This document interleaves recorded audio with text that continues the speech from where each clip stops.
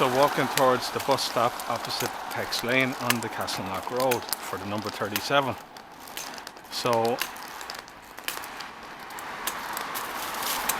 a bit of a bush on the left, another driveway, so I'm keeping slightly to the left. And on my right here is grass, and that's the start leading up to the bus shelter that stopped 1671. So grass on the right, here's the accessible curb edge, and I'm just sweeping left to right, and that's the bus shelter.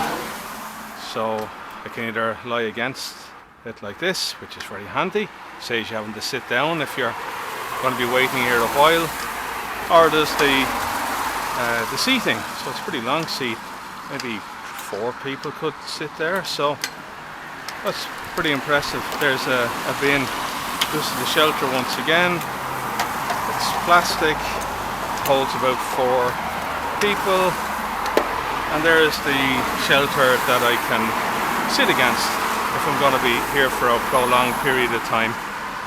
And nice and easy to hear all the cars today because there's a wet surface, so I can hear electric cars as well.